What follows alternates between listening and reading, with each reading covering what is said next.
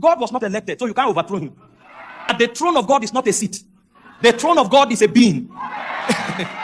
So even if God stands up and you sit where he's sitting, you are not on his throne. Because before creation was, God was. And so there's a place where God sits before thrones were created.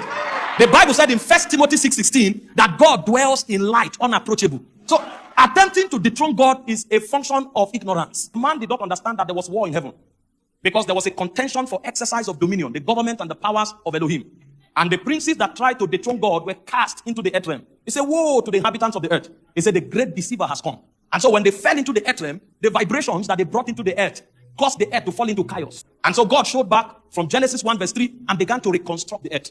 And when God was done reconstructing the earth, he needed a vice regent that would represent his agenda on the earth. Because the princes that were saddled with that responsibility attempted rebellion. So when we are talking about the Christ, you need to understand that he's the oldest reality that can ever be. And so only in him does originality dwell. Because there's no counterfeit in that realm. So when God tells you to look unto Jesus, he's trying to ferry you through every region of counterfeit into originality as far as reality is concerned. And so a man who looks at Christ will carry a dimension that cannot be copied. And so there can be 10,000 apostles. Everyone has his unique voice.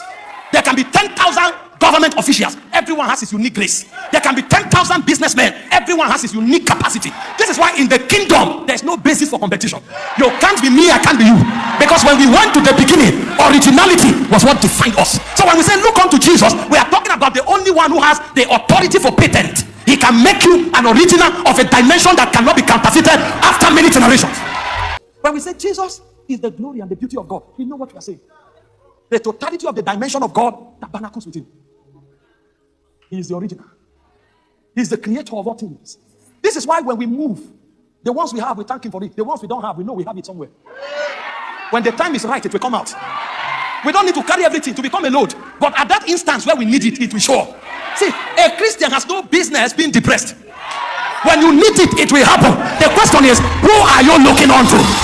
Who are you looking unto? All things were made by him. Without him was not anything made that was made. That husband you are trusting God for, it can appear.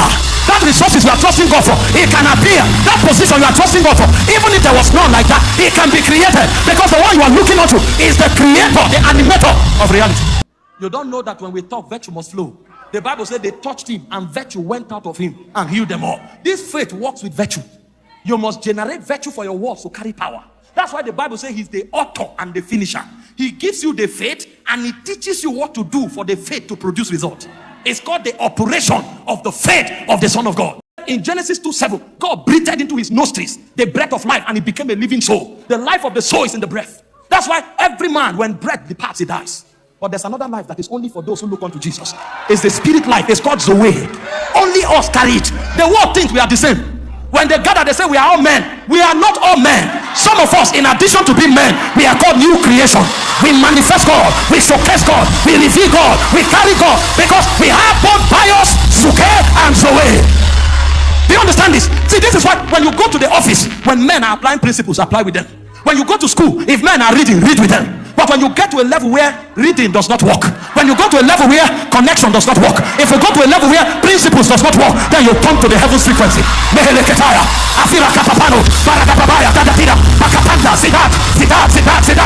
a while, headquarters, navigations, transmissions, and then they look at you. They say 10 men got to this spot, they died. What happened? Why are you still standing? In him was life. The life was the light of man.